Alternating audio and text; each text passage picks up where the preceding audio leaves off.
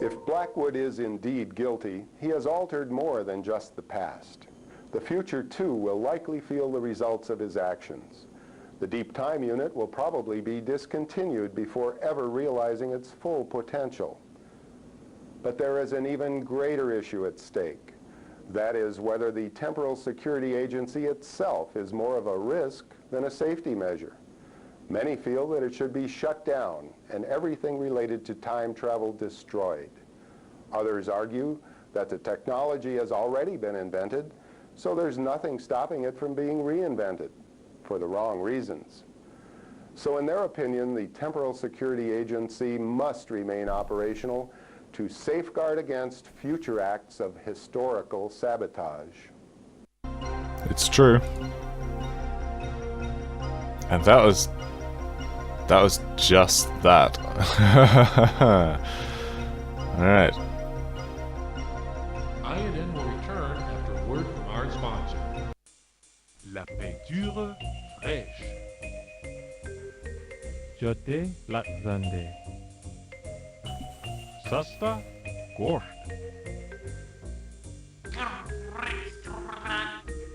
Nice. If you hadn't understood those important messages, you would have just Wet paint.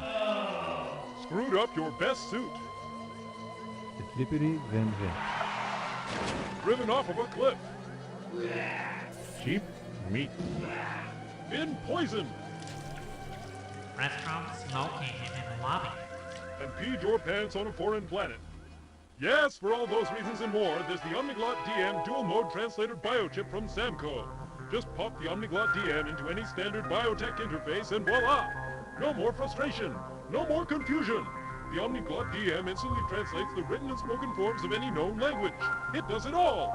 The Omniglot DM translator biochip from Samco. Get it today! Give. Translator biochip available at Frugal's and other fine stores for a low price of $199.90 or order over ShopNet. Product order code 689-22378. That's 689-22378. Order now.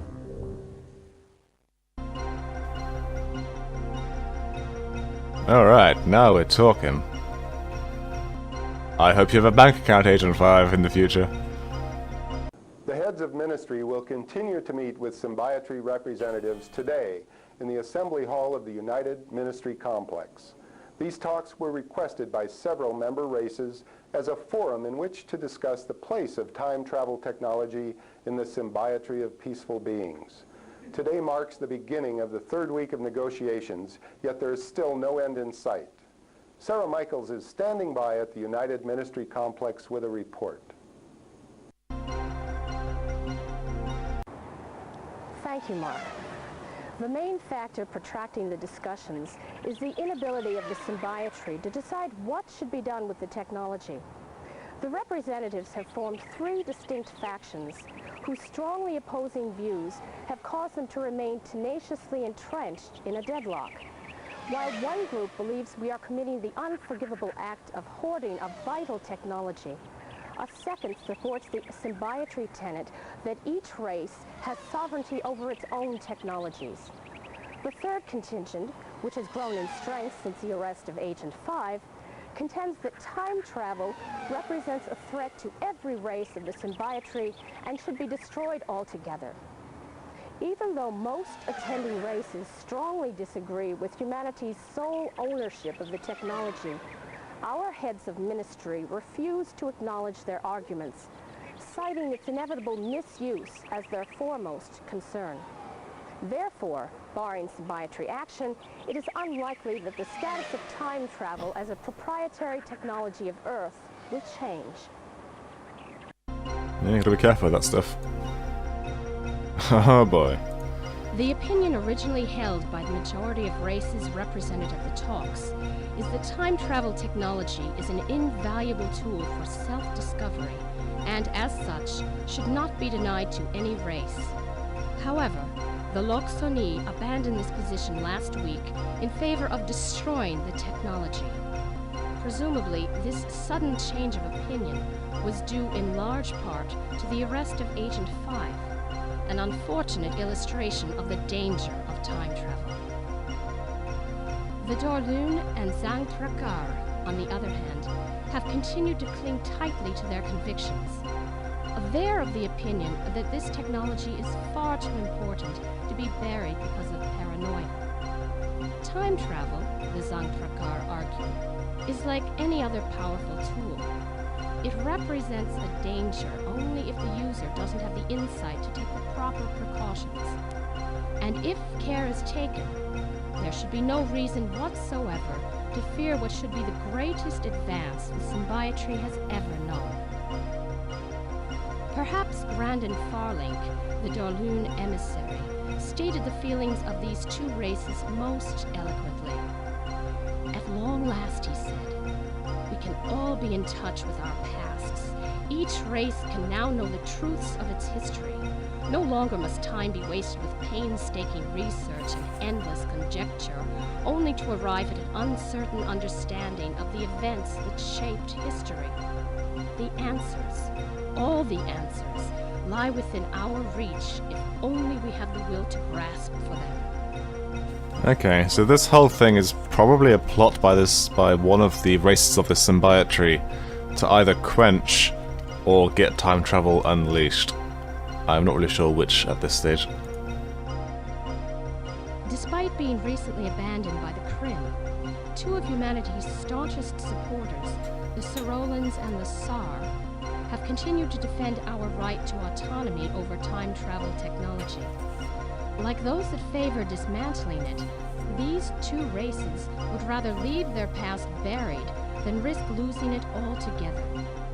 But unlike the others, the Sorolans and Tsar believe that humanity harbors a maturity beyond its years and can be entrusted with preserving the sanctity of history.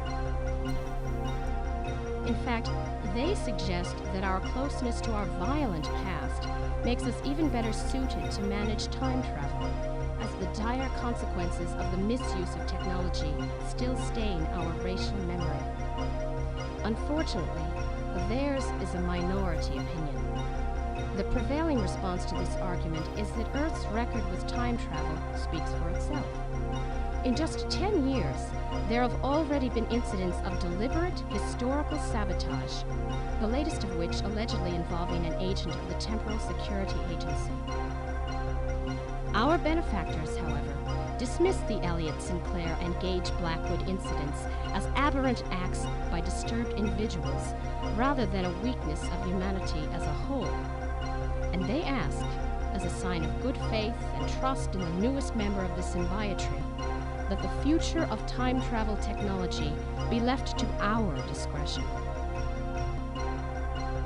The third viewpoint, which was originally held only by the Ulma, is that the existence of time travel technology represents a threat to the history of every race in the symbiotry. For this reason, these races feel that all existing time machines should be completely dismantled. Following the arrest of Agent 5, the Loxoni changed their allegiance from petitioning for the release of time travel technology to requesting its destruction. They were joined by the Kryn, for whom this represents a break in their long-standing tradition of fervently supporting every race's right to sovereignty over its own technologies. The Loxoni now proclaim that if not destroyed, the technology must at the very least be put in the safekeeping of an elder race of the symbiotry. They cite security as their main concern. Like the others that share their goal, they feel that humanity lacks the necessary discretion to control such a powerful tool. As a side note, it should be mentioned that the Loxoni themselves are among the eldest races of the symbiotry. Oh, really? It is such a shame that the music is so loud and unbalanceable. Unwa. Sorry, I'm just taking note of the names of the races I'm encountering. Despite the arguments made by the symbiotry envoys, the general opinion of the heads of ministry so far appears unswayed. Michael Rozhenko of the Northwest Asia Collective rebutted that the danger of time travel falling into the wrong hands and being used to change history, however slight, is still too great to even consider releasing the technology. must be realized that time travel has not only the power to unlock the secrets of history, but also unparalleled potential for destruction. Few could argue that it would be foolish to give such a tool to anyone, regardless of its intended use. On the other hand, it's also too late for it to be destroyed, as was pointed out by Chancellor of Law Rick Allen, when he stated that the technology has already been created and can therefore be recreated. It's true. Chancellor Allen emphasized his point by attesting that if all known time travel technology were destroyed and a new time machine built without government knowledge or approval, there would be no way to intervene in the actions of the illicit time traveler. He would have free rein to rewrite history to his liking. Unfortunately, such scenarios are all too likely, as was proven by the Elliot Sinclair incident and the current trial of Gage Blackwood. Innocent until proven guilty, guys. Jeez. INN will return after a word from our sponsor. Yes, more sponsors. Is that cheese?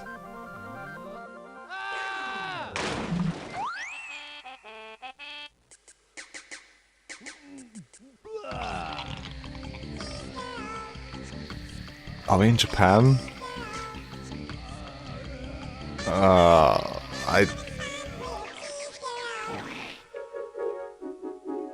Cheese girl!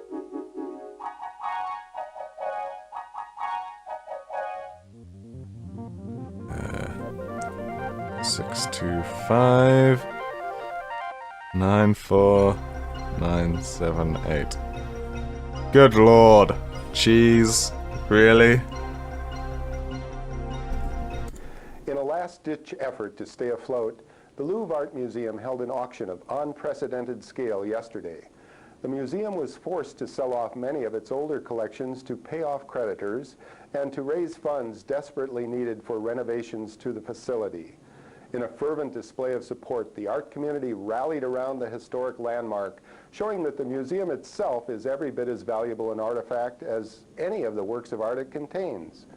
The auction was an astounding success, raising 138.5 billion credits, easily surpassing the 100 billion credit goal. This windfall was due in large part to one generous bidder who preferred to remain unidentified. Martin Walker is standing by with a live report from the Louvre. Thanks, Mark. I'm standing inside the historic Louvre Museum in Paris. Behind me sits one of the few pieces to survive yesterday's extensive art auction. Items up for auction included artifacts and works of art from many of the Louvre's oldest collections, including the Da Vinci exhibit, the ancient Egyptian, and Toltec Mayan exhibits. 4 particular items were snapped up by a generous bidder who paid much more than the asking price. The bidder's identity is unknown, but it is assumed to be an art enthusiast who didn't want to see the Louvre shut down. There are rumors, however, that the buyer may actually have been acting on behalf of another race in the symbiotry, which, according to the Earth History Preservation Act of 2322, would be illegal. We're told an investigation may follow. Museum sources that I spoke to speculated that the revenue from the auction will be enough to keep the Louvre in operation for at least the next 5 years. However, they warned me that the price of admission may go up in order to help cover operating costs. A small price to pay for such a wealth of human history and culture. Alright, before I press next, I'm calling it now. The items that were bought from the Louvre by the Anon are the ones that are, being used against me. The Louvre's financial difficulties arose from a combination of rising maintenance costs, overspending, and lower than normal attendance. Several costly acquisitions in recent years sunk the museum into spiraling debt. When repairs to the facilities became unavoidable and visitor attendance fell, it became clear that a major influx of cash was needed to cure the museum's ills. In June, the decision was made to auction off several of its older exhibits. That decision paid off well yesterday. The 4 items that the unidentified bidder purchased included the Toltec Mayan ceremonial coffer, King Richard the Lionheart's sword from the Crusades, Leonardo da Vinci's Codex Atlanticus, and an interactive sculpture entitled Self-Awareness, credited to Kenneth Farnstein. Attendees of the auction said the buyer did not try to purchase any other items, but immediately made an excessive bid on these 4 artifacts as soon as the bidding opened. Okay, so maybe not. But they're related, damn it. So there's a Chichen Itza ceremonial coffer.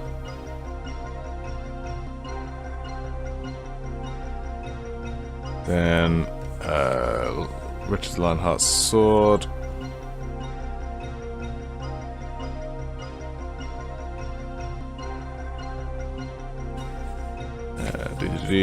Codex Atlanticus.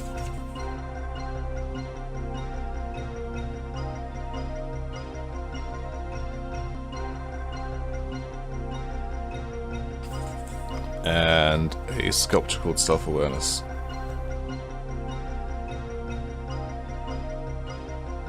So someone clearly wants to complete a collection of some form.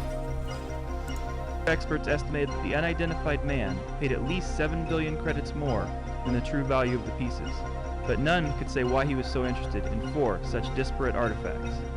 They eventually conceded that it may have simply been their rich histories that intrigued him. Alright. Ooh. I guess we get our hands on that item later. This unusual jade and gold coffer is thought to have played a role in Mayan religious ceremonies. It was discovered in 2027 during an archaeological dig within a previously undiscovered cavern below the pyramid known as the High Priest's Grave in Chichen Itza. The most distinctive features of the coffer are its cylindrical shape and intricate locking mechanism, which makes it the most important find ever to have come out of Chichen Itza. The complex mechanics of the device, which is similar in construction to the Chinese puzzle box, prove that the Maya were much more capable builders than previously believed. For many years, the coffer was thought to be cursed, as its first 4 owners perished under mysterious circumstances. It is now known that its lock mechanism contains poison needles that jab anyone who attempts to open it without having entered the proper combination. Yet, despite the fact that the coffer is now better understood, old beliefs and superstitions have dissuaded any further attempts at opening it. Unfortunately, radiography has yielded few clues about the contents of this unique coffer, which currently resides in the Louvre Museum of Art and History. This beautiful sword remains one of the finest relics of the medieval period. Its masterfully engraved forged steel blade is embellished with intricate ornamental designs from the very tip down to its elegantly simplistic hilt, which is punctuated with a 4-carat diamond. Those engravings don't give you any tactical edge in combat, unless you're trying to plan it as an unless you're gonna auction it off. Thought to have been lost forever after taken by Philip Augustus in the siege of Chateau Gaillard in 1204, this masterpiece was unearthed almost a millennium later during excavation of a condemned French chateau. The sword had apparently been in the collection of a wealthy baron who hid his valuables in an underground bunker during World War II. They remained there for almost 3/4 of a century, until rediscovered in the year 2015. Hey, that was only a couple of years ago. The Codex Atlanticus is Leonardo da Vinci's Codex on Flight. It contains his collected observations on the flight of birds, as well as designs for flying machines and other thoughts on how flight can be achieved by humans. The Codex Atlanticus, like all of da Vinci's other codex, is written in Latin mirror writing, giving us a glimpse of his secretive nature. It is not known whether any of the flying machines designed by da Vinci were ever built. If so, they were certainly not capable of flight. However, as his designs and concepts could be seen in a working flying machine centuries later, there's no denying that da Vinci must be credited as the father of the flying machine. God damn, modern people and your flying machines! The interactive sculpture entitled Self-Awareness is one of a series recovered from the derelict space station Amarax in 2282, that are later accredited to artist and biotechnologist Kenneth Farnstein. These sculptures have long been the subject of much speculation and controversy, as they followed a series of paintings, undoubtedly by the same author, which Farnstein himself credited to an artificial personality which he had created. Though his claims are not substantiated, there is enough evidence to have captured the world's imagination, and to this day people speculate as to whether Farnstein had succeeded in what no one to this day has achieved, the creation of true artificial life. Regardless of their origin, the sculptures gained immediate recognition as masterpieces. Wow, this is a long one. Testimony to this was ably provided by New York Chronicle art critic Kajen Polak in the following review excerpted from the May 12th, 2286 edition of the paper. Humanity's long history of artistic endeavours has periodically allowed us mere mortals an occasional glimpse into the clarity of vision that is the domain of genius. The Van Goghs, Mozarts, Duchateaus of this world have opened doors inside us with their work, for a moment bringing into sharp detail the foggy, fuzzy things at the peripheral edge of our own introspection. With an astounding series of multidimensional emotive constructions, the anonymous, I'll never be convinced of the popular accrediting of Farnstein, auteur of the Celts here life sculptures, places herself among the ranks of history's great cartographers of the soul. Oh, self/here. The pieces, which in their neutral form of luminous spheres are impressive enough for their unfathomable technology, have a physical presence that is impossible to convey in words, as indeed they have evaded the most accomplished documentarian's attempts to capture them on the web. The experience of reaching out to self-awareness, the visceral response as it disrobes and enfolds into a chronologue of unfiltered emotion, is one that must be felt in situ. One has the sense, as of all great art, that it is responding to you personally.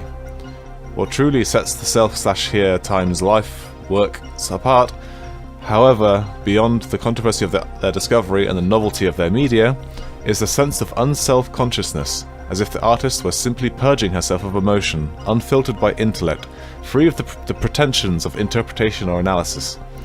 One is left to wonder if the artist is not a child, unrestrained by the burdens of understanding, but driven by the need to make tangible the elusive currents of life, as if to capture them in the frame of a canvas or the patterns of a projection, or to somehow bind them, like the power of naming an arcane magic. But then, is that not what art has always been about? Wow, this writer sure has a very, wide vocabulary.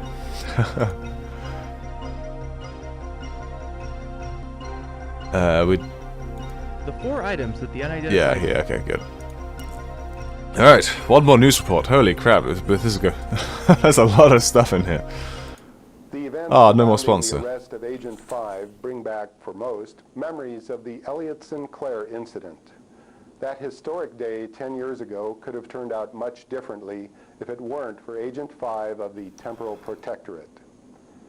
After building the first ever functional time machine, only to have the government shelve the project because it was considered too dangerous, Sinclair decided to sidestep the politicians and build his own temporal transporter. Years later, when the Sorolans made contact with Earth to offer us a place in the symbiotry of peaceful beings, the xenophobic scientist suddenly found himself with a new purpose. Fearing an alien invasion, he tried to convince the public that the Sorolans were not what they appeared to be. But this endeavor met with little success. Frustrated, exasperated, and on the verge of insanity, Sinclair formulated a plan to make Earth a more difficult target for the Sorolans. On the day of the Sorolan ambassador's arrival, he sent each of his 3 robot minions back in time to change the course of history. The first he sent to create a nuclear scare that would prevent world unification and prolong the Cold War. The second was to destroy the Morimoto Mars colony and make it look like the work of an alien race. And the third Sinclair sent to kill Dr. Enrique Castillo, the individual who was most influential in convincing humanity of the benefits of joining the symbiotry. His backup plan, should his robots have failed, was to assassinate the Sorolan delegate. It was our good fortune that Agent 5 was on duty at the Temporal Security Annex that day.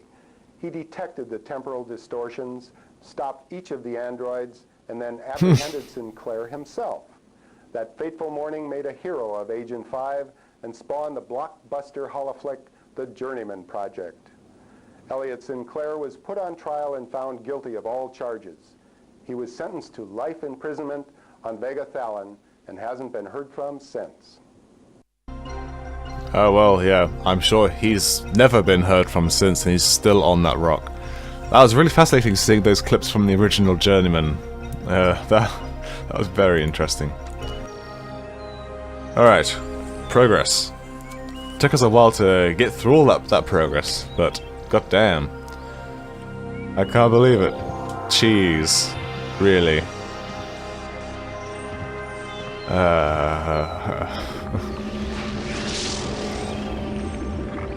It's bad and you should feel bad.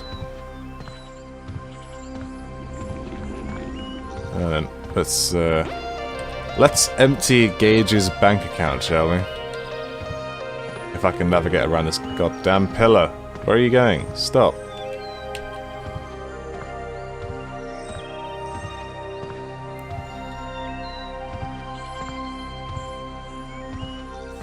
Alright. Power. Menu. ShopNet. Okay, so let's order the important things first. So 5, 3, 8, 4, 8, 2, 5, 7. Gino, a single. Free. Nice. Product code 6, 8, 9. Mark 22. 3, 7, 8. Engage. Yeah, this guy's got all the money. Let's finish emptying his bank account with the most bank-breaking one. Commander, set course. 625. Mark 9, 4. Mark 9. Shit. Backspace. Oh, it actually worked as well. 9, 7, 8. Cheese girl. I'm not quite sure why it's called cheese girl. It doesn't look like a girl, but it's definitely cheese. Fire extinguisher. What was I thinking? I think the post box is around one of these sides.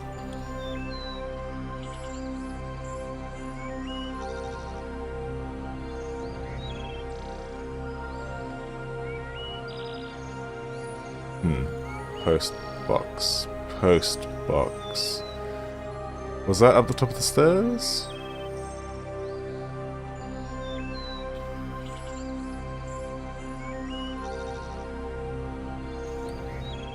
Damn it, now I have to find the goddamn post box. In fact, since it's been almost an hour, 21, APT, post.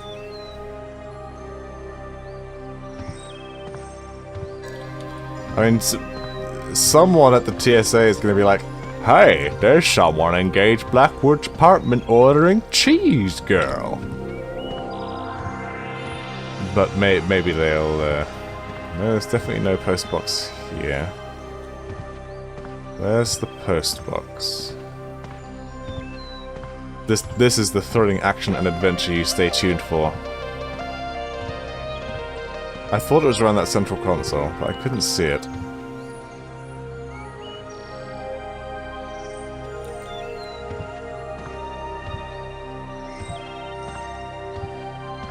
Definitely nothing there.